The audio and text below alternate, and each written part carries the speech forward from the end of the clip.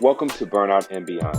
I'm your podcast host, Victor Barkley, and I'm thrilled that you've joined the space where we encourage burnout recovery and prevention. Our guest today is Mark Talley, community and social justice advocate.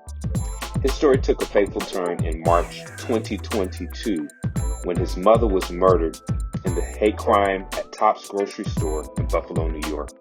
Let's join the real and raw journey as we grow beyond burnout with Mark.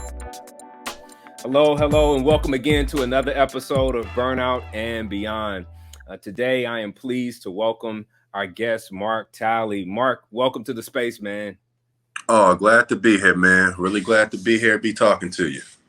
Oh, man, it's my pleasure to have you. It's my pleasure to have you. We want to dive into this conversation, man. I'm super excited about it. For our audience that may not know who you are and what you do, may you give us that 30-second commercial? Maybe you're in the Starbucks line or you're waiting on the elevator. Tell us who you are and what you do. All right, my name is Mark Talley.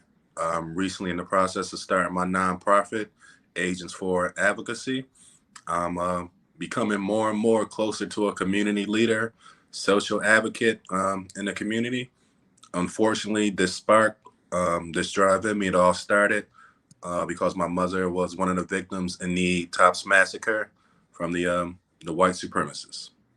Wow, man. You have a story to tell and even a journey of grief that you're still living through. Yes.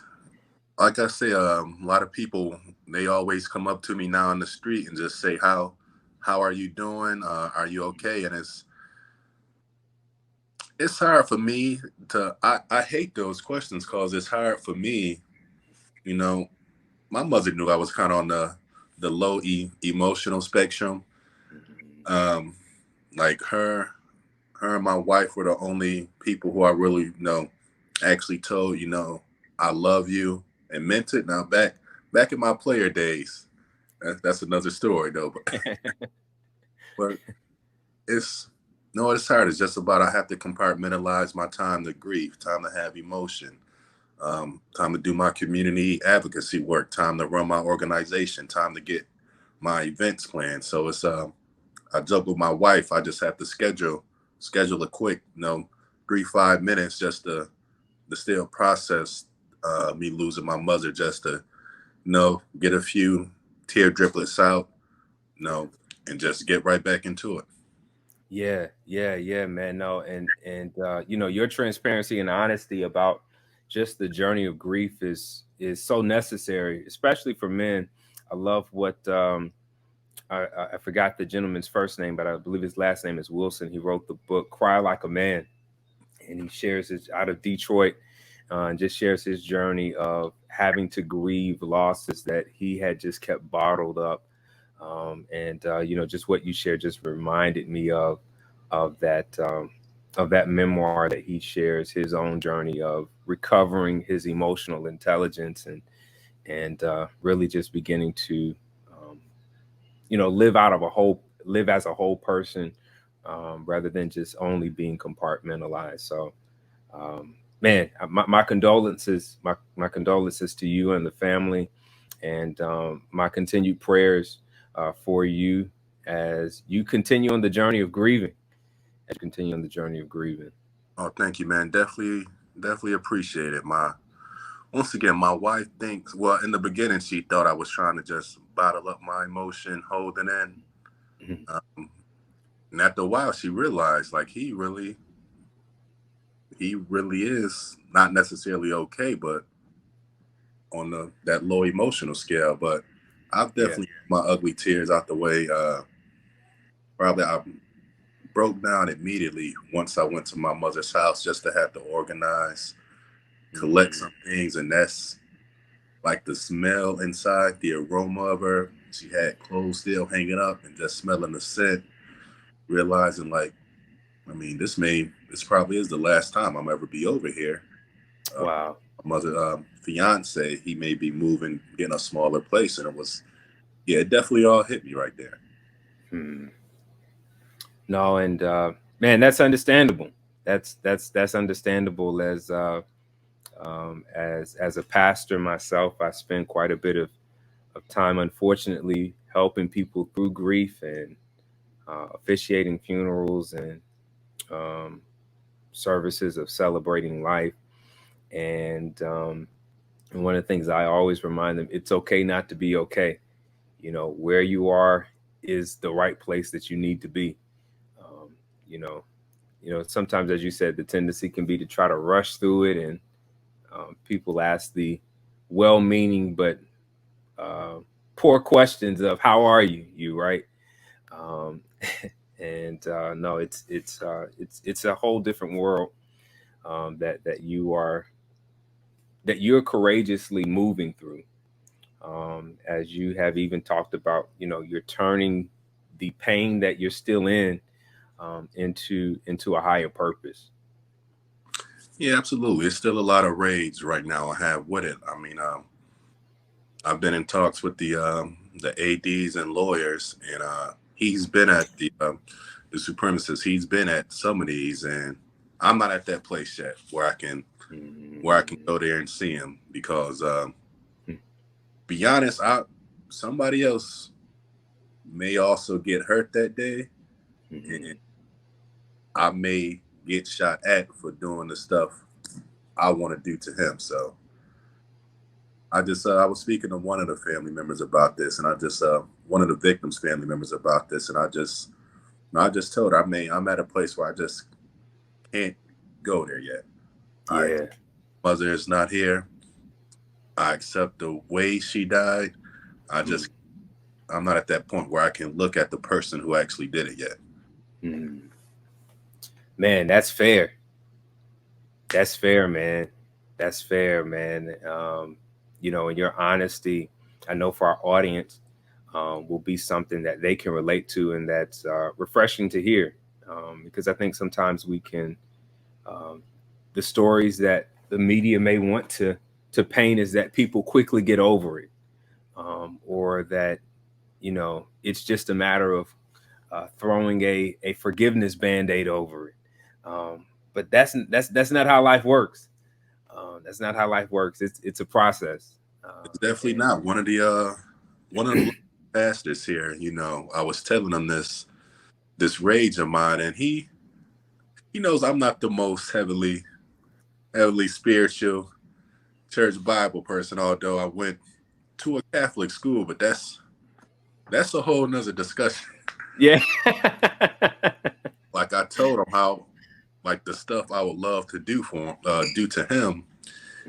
He gave me the generic Bible quote, movie spiritual quote you hear, like an eye for an eye leaves the world blind.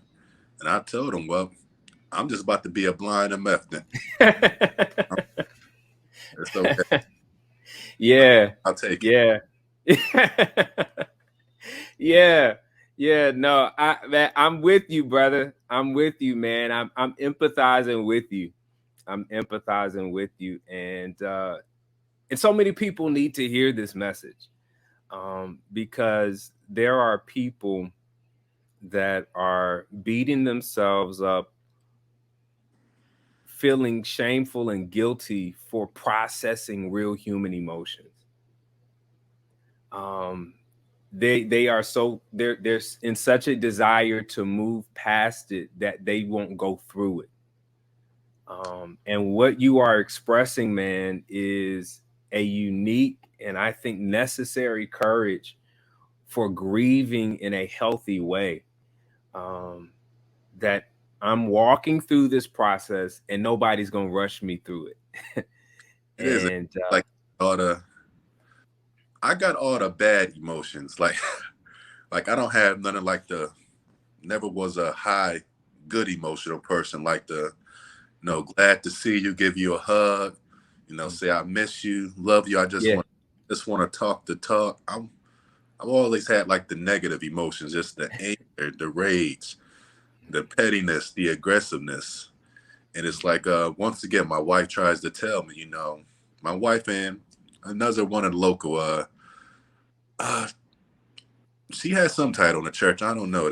Eventually you hear so many people in church, the titles start sounding thing, but she does a good job in trying to control me, get my anger down. No, she tells me, her and my wife tells me what's it, Michelle? When they go low, you go high. Yeah. Then I just tell them, I want to go lower.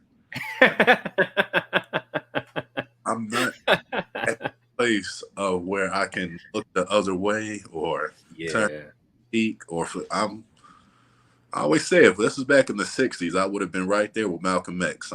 Yeah. Tired of hearing the same stuff and Yeah. people still saying just non-violence, turn the other way, or they'll learn their lesson in the afterlife. I want people to learn their lesson while they're still here. Yeah. Like I tell my wife that I'm gonna tell my kids that pain is a great reminder of what not to do in life. So if I see years old trying to jump off the bed, I'm gonna let them. I'm gonna be right there eating popcorn, just watching. I'm gonna let them try to touch their hand on the stove. I'm gonna let them, man. I think adults need to realize that too. I'm not advocating that we should go out punch somebody who called us stupid. Sure. And sometimes you got to get in people's face. No, it's absolutely true. And even as you share, these nuggets of wisdom that I think are so apropos in this environment from what you've been through, but also just the reality of what America has always been. There's always been this pull between how should we respond, and unfortunately, I think within our community, different sides have thrown stones at each other rather than seeing the blessing and the benefit that both sides actually have to offer for bringing a collective picture of addressing and finding and experiencing justice. Because you're absolutely right. The point of justice is that equity is achieved, that righteousness is lived out, that fairness and that peace is not just something that we say, but it's actually a reality.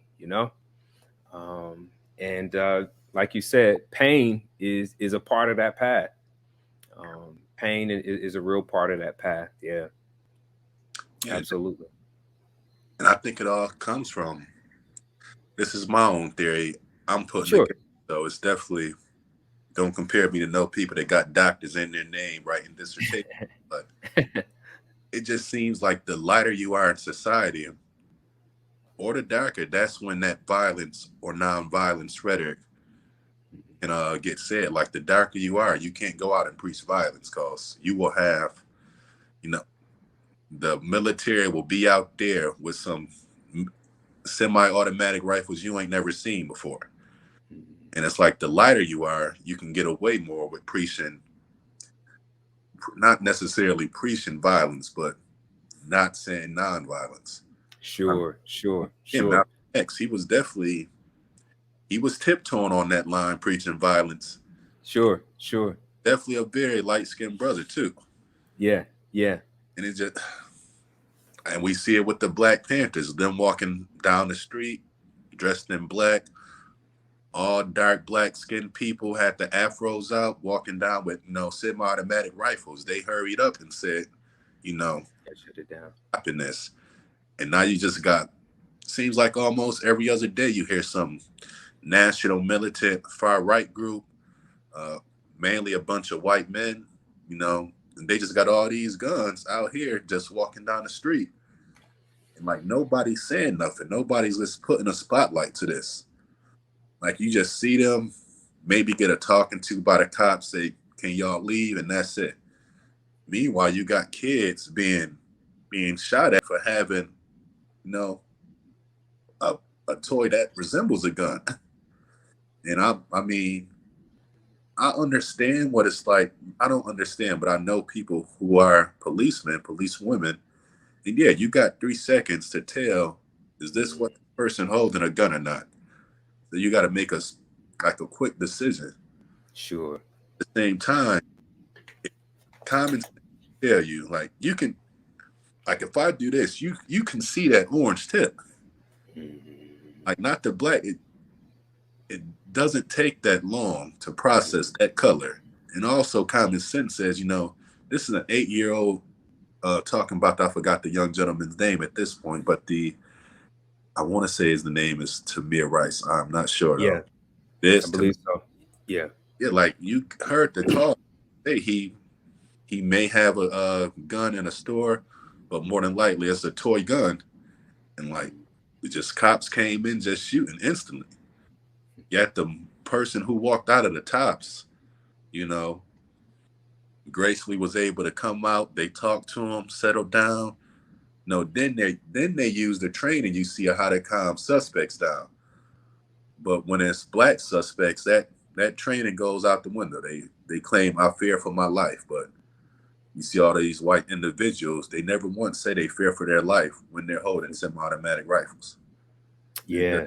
Just get tired of it after a while, and that the nonviolence goes out the window, and you just want to just scream at somebody or just hit something. Like it's 2022. Yeah. Like some of these conversations that we should still not be having, and unfortunately, no, we still are. Yeah. Yeah. No, man. No, everything that you said is on target, and historically accurate, as to what has happened, what has happened and continues to happen, and something must change. Something must change, man. And you being central in that work of advocacy, of social form, social revolution and change is courageous, man. Again, I just I think that's the word that just continues to come to my mind as I hear you share the courage that you have chosen to live with, in light of the pain that you've been forced to accept. Um, as you think about, the grieving, the rage, the experience, uh, that you are the journey that you're on, is there a point that you'd say that burnout has affected you in any way? Luckily, at this point, not for me, because Okay. I mean, I've only been doing this community, advocacy work now for close to 2 months. Okay. Luckily, I'm putting, I don't work another job, so I do work another job, but very few hours, so I could put close to 95% of all my time I have into what I'm doing.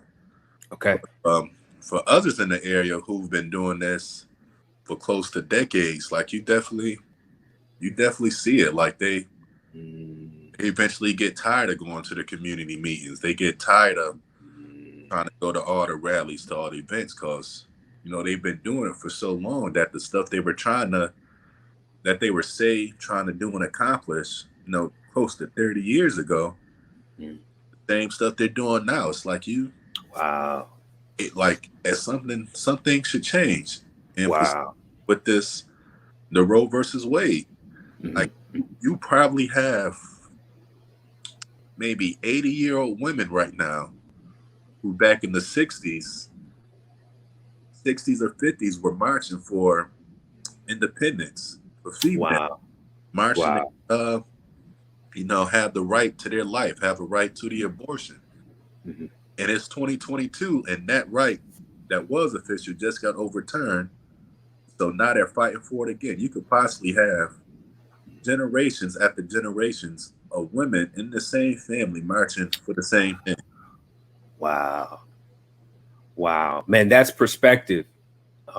That's perspective. And what you say and what you're sharing is so on target, because when this idea of burnout was first introduced by Dr. Herbert Freudenberger, his definition includes this emotional fatigue and life draining that happens when we don't see the results from some way of life or for fighting for some cause come to fruition in the way that we expected. And as you're saying, like, I have this goal in mind, I have this expectation in mind, and I just of sorts am running on the rat wheel, the hamster wheel, and not going, and it seems it's not going anywhere. And just being able to see that on those who have been in the advocacy, the social justice space for years, and you being able to look to them for wisdom as you are early in the journey. What lessons do you take from them that will help you to mitigate or avoid burnout in your own journey, even in its infancy? As of right now, I've actually been writing in my book. Well, not an actual book, but just a notebook of mine, advice I've been getting from people in the community like that. The number one thing they're all saying is be careful who you call out publicly. Because the same you call out now, maybe down the line, they could help you with something. Another one is pick and choose your battles. Because to be doing, trying to battle with this person, that may end up taking close to all your time. And although you think you're trying to uplift you in the community battling this person, there's another battle right on the side of you that's just easily sticking their hand in your pocket. Wow. Money out. Wow. And lastly, try not to, in search of every event, everything you go to, you don't have to be the spotlight of attention. You don't have to speak. You can just be in the moment there. You don't have to be the moment.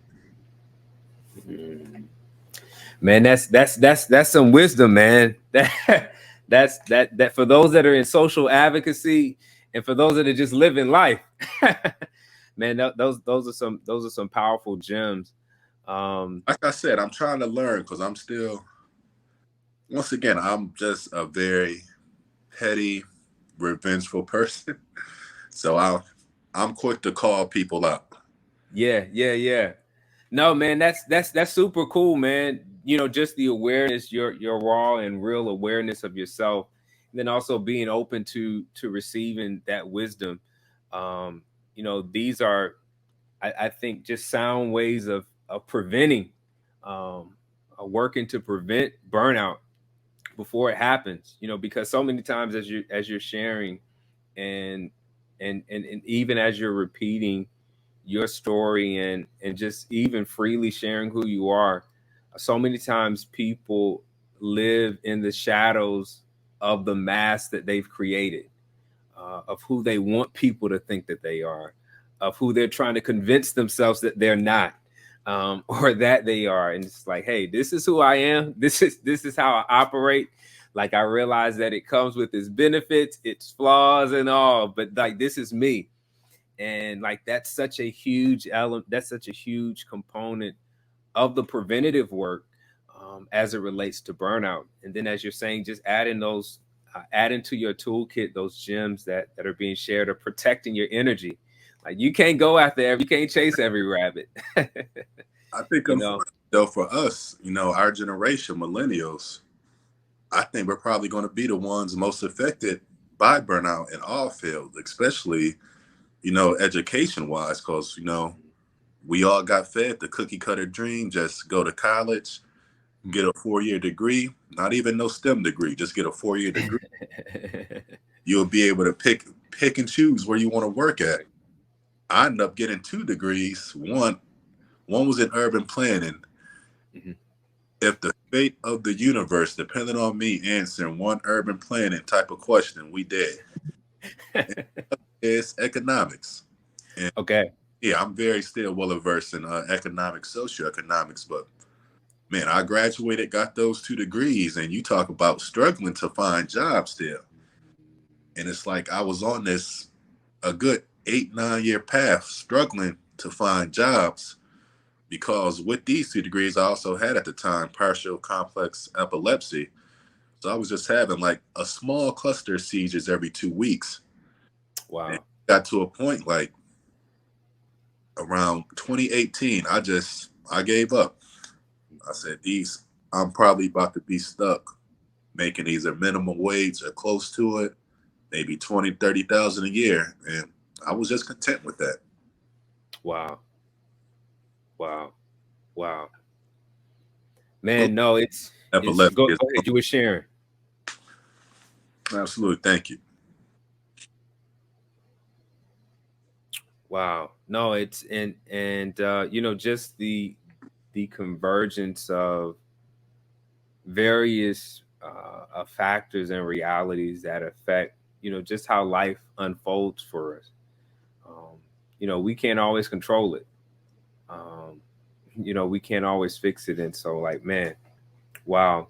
And so let me ask you. So in this space of social advocacy, do you feel that you found like your niche and in more sorts welding the urban planning and the economics together, or tell me a little bit about more just how you feel this um the role in advocacy is a fit for you.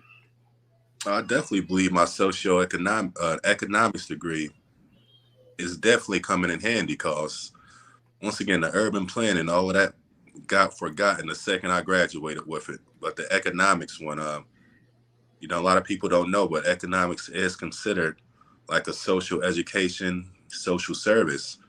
So it goes past all multidisciplinaries of life. So it is so easy for me with everything I'm doing regarding advocacy work to compare it to socioeconomics. Like I'm trying to help the east side of my community. The east side primarily has the lowest educational rates. Um, because of those low educational rates, you ain't getting no good job. I mean, that's just a fact. I mean, you may slip through the crack. Fortunately, with me, I was one who slipped through the crack. I was able to go to a great high school because I was at the time going to a high school in the area. Went to another great high school outside the area, and I was able to, help out my family and hopefully generations after me. Mhm. But more than likely, if you grew up on in a bad low socioeconomic status community, you're coming from a single parent household, low income household. You probably have bad health care. Because of the bad health care, no insurance, you probably have some type of illness or disease. And that can just keep going in circles and circles, and you're just trapped in that poverty cycle. And that poverty cycle can affect generations after you. And you can just in the community doesn't even help because now, what I mean, people know what's in the so-called the east side, the ghettos, the slums. It's not that hard. You already know you have liquor stores every corner. You already know you got the local, the Sunoco, 7-Eleven gas stations where, you're also trying to buy some food. You got the Chinese stores everywhere. You got the Family Dollars, once again, where you're trying to buy food. And it's a lack of fresh produce, lack of fresh goods, lack of places you can just go buy fresh cuts of meat. So now you're being dependent upon one grocery store chain. And that one grocery store chain has a monopoly over a whole area. And that was Tops in this case. And once that Tops, they had to shut down, that community definitely felt it. Wow. And like when you go to the local areas outside of the east side, you can see it. Like from here, we're all Wow. off by one street, just Main Street. So you can Wow. be east side of Buffalo and on Main Street, you drive 5 minutes down the road. You're in one of the most safest, prosperous suburbs. And as you just keep driving down, the potholes, the street texture starts changing, getting straighter, getting wider. You stop seeing the gas stations, the Chinese stores. Now you're seeing mom and pop shops of fresh produce, fresh cuts of meats. You're seeing different big store chain by store chain. You're just seeing so much commerce. Mhm. It's it's sad how we can't have that in our own community but how due to redlining, gerrymandering, bills, housing bills that got passed close to 50 years ago still affect us today. So when people say there's no such thing as systematic racism or institutional racism, no, they're just blind to the fact, or they just never had to face it. Nah, man, you're teaching out here, man. You're teaching out here, and no, you're absolutely right. And I just love how you put the various elements of social economics and just the realities of what happens in just driving down one strip of road, just a couple of miles, and seeing the very obvious changes. Seeing the very obvious changes as it relates to economics. Like you can smell it. You wind down that the weed. Well, those nowadays, the weed smell is still everywhere, but the scent you can smell like, all right, this is some maybe low grade. Now I'm over here. This is some high grade. Like I smell fresh air. Like I'm smelling fresh flowers. I'm smelling cooking. And when you're on the other side, you just smelling urine. No, as my mother would say, the skunk weed. just something simple as that. Just the smells, the sights, the fresh produce, flowers, the greenery, the environment, the texture of the roads, the houses. Before we even get into the economics of it, you can just see the physical difference. Wow. No, man. And wow. No, you're absolutely right. You shared something in the mix of what you just shared. You emphasized something that really hadn't occurred to me, and I don't know, maybe for our audience. But you mentioned how the sight of your mother's death, your mother's murder, along with the others that were victims that day. If I understand correctly, that grocery store is not open. Am I correct? It wasn't open for about 3 months, but they just recently opened. Okay. Like on the 15th, I believe. That whatever is a Friday, Thursday. Okay.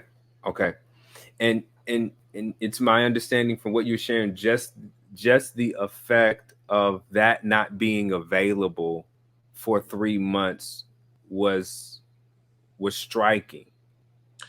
Yeah, definitely. It was me along with the other organizations. We were out there every day trying to do our best to provide just some basic produce, fruits and vegetables to people that we were able to get from the African co-op here, our own fresh produce area on the east side, all Black owned. And it was tough. Like, although the African co-op, I mean, it's not as big as the other co-ops in the other cities, obviously, but they were struggling to give us all this food so we can give out food to the people in the community. And they were definitely trying their hardest. Wow. It was tough. Wow. No, man, that's just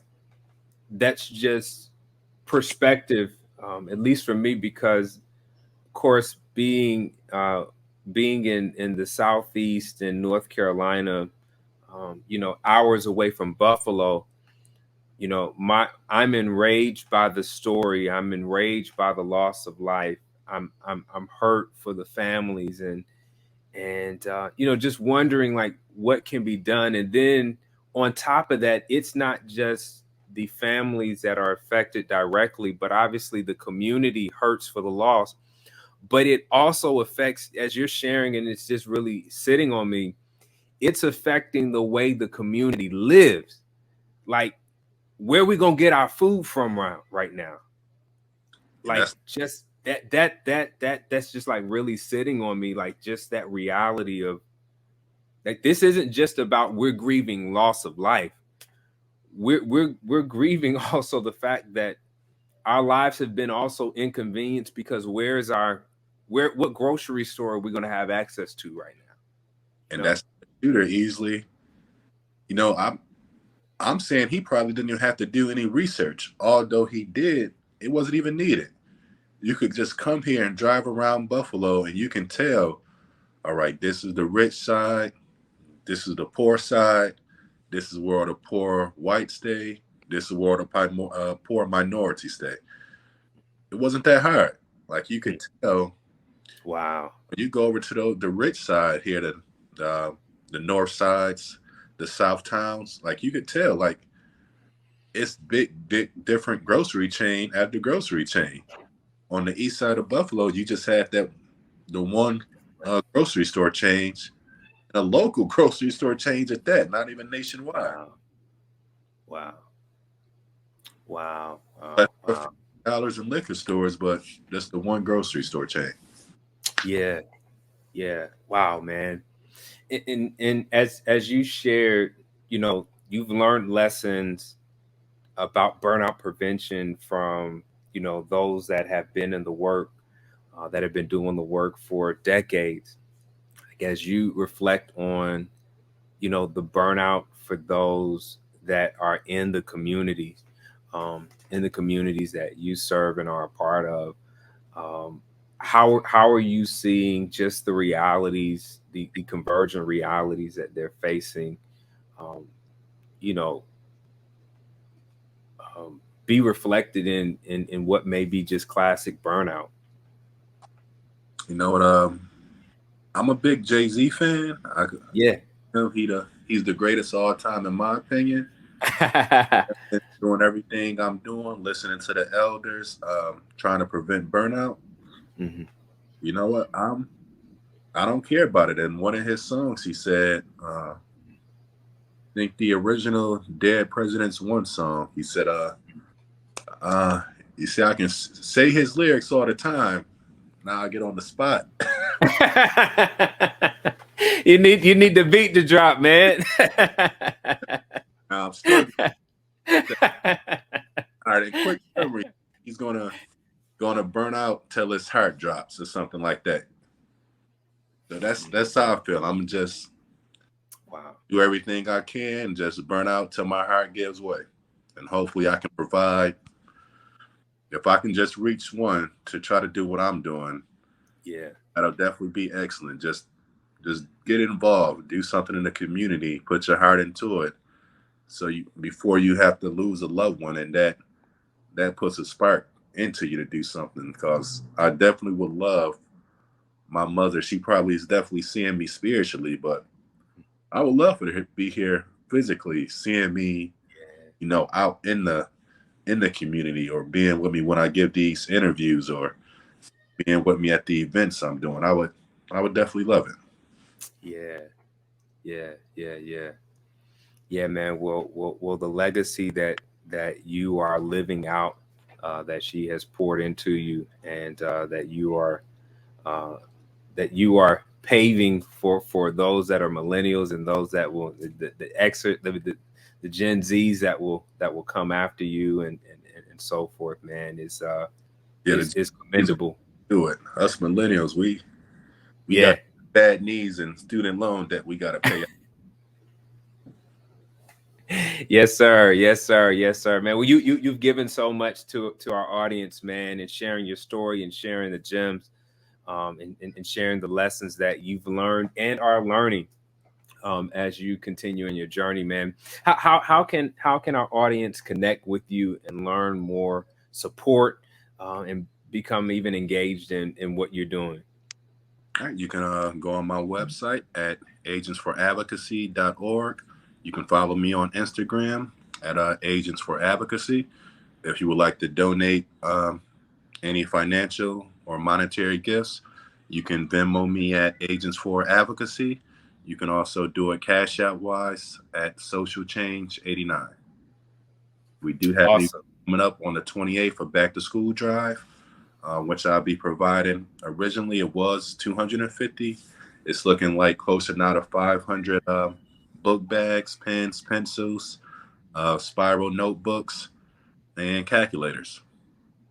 Man, that's awesome. Man, that's awesome, man. You got to check out Mark Talley, man. He's doing the work, man, and it's being felt. It's having impact, and even more importantly, he's doing this as he's going on his journey, man. Which I just am in awe and I'm deeply appreciative for your courage, man, to share as you're continuing to go through, man. So I just wish you nothing but the best and continued courage in your journey ahead, man.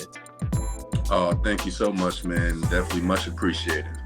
Yes, sir. Yes, sir. Well, we've been blessed today to have Mark Talley share with us his story of grief, of recovering, of changing and using his pain for purpose, and just the reality of the people, his heart for the people that he serves. And as we've been talking about burnout over and over again, it's never too it can't ever be stated enough that if you have experienced burnout, if you are experiencing burnout, it's time to pivot, because burnout is an invitation to begin again. Until next time, live well. Peace out. Mark's resilience is gold. Mark's story challenges us to lean into difficult emotions, including anger and rage, for healing. What emotions are difficult for you to process? Take courage and lean in, because authenticity is its own armor. Thank you for joining this episode of Burnout and Beyond. To see previous episodes, visit the podcast page on victorspeakslife.org. If you or your organization want to grow beyond burnout, share your information by clicking the Book Victor icon. Until next time, live well.